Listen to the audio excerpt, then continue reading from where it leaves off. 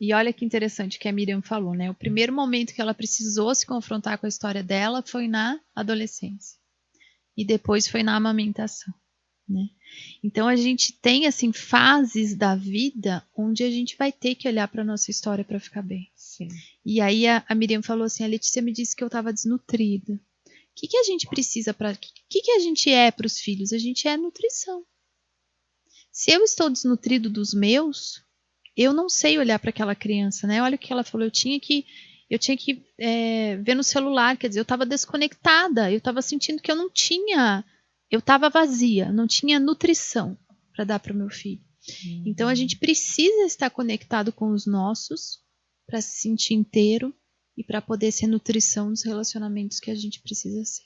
Exatamente. Lê, então já continua aí e fala pra gente sobre essa questão do não se sentir inteiro e o se sentir dividido nessa situação entre os pais, né? Do lado do adotivo. Então agora nós estamos falando da pessoa que foi adotada, como ela se sente, além de não se sentir inteiro por uma questão de identidade, ela também não poder assumir esse amor pelos pais biológicos, que é o que faz ela não ser inteira. Enfim, fala aí sobre essa parte. O que a gente observa nas constelações, né, Ju? E aí a gente vê que é um assunto e são várias dinâmicas, né? Cada pessoa vivencia isso de um jeito, né? Mas é muito comum a gente observar que comportamento nos adotados, o que a Miriam também falou, né? Eu estava muito voltada para o outro. Eu queria sempre agradar. Então, principalmente as pessoas adotadas, elas têm essa preocupação. Por quê? Porque quando elas foram adotadas lá pelos pais, a criança ela vem com aquela informação de que não foi possível eu ficar lá.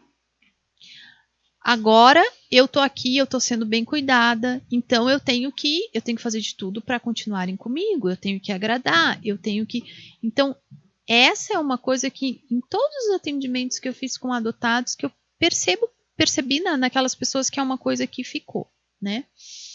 Então, por que eu estou dizendo isso? Porque eu estou dizendo que tem mais a ver com a percepção do adotado do que com o sistema que ele está muitas vezes, né? Olha o que a Miriam falou.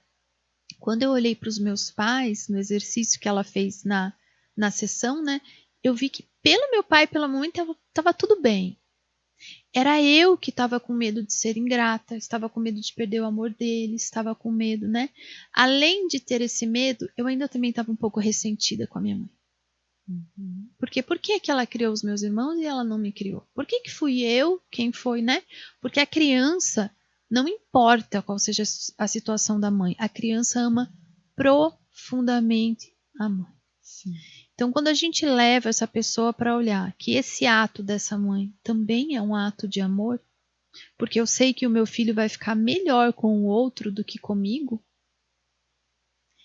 e é um ato que custa muito, né? Às vezes a gente olha para as mães que não cuidaram dos filhos como se aquilo não tivesse custado nada para elas. Isso não é verdade. É um ato que custa muito. Olha na narrativa da Miriam, a hora que a mãe dela viu ela. Sim. Né? Então, quando a gente consegue, quando a pessoa que é adotada, ela consegue olhar para o profundo dela mesmo e entender qual é o meu sentimento aqui. A quem eu estou querendo agradar, de quem eu ainda tenho raiva, o que eu ainda preciso digerir nessa história, a gente consegue colocar as coisas em ordem. E a pessoa consegue, como a Miriam disse, consegue ter identidade, consegue se relacionar melhor, consegue ter um rumo na vida, né? Porque eu só tenho um rumo na vida quando eu entendo quem eu sou, de onde eu vim. Agora, se eu não sei quem eu sou e de onde eu vim, para onde é que eu vou? O que eu estou fazendo aqui? Né? Então, é uma história que tem vários ângulos para se olhar, sim, né, Ju? Porque é complexo. Por quê? Porque tem várias... É um sistema complexo, podemos dizer assim, né? Sim. Então, existem vários ângulos para se olhar dentro dessa história.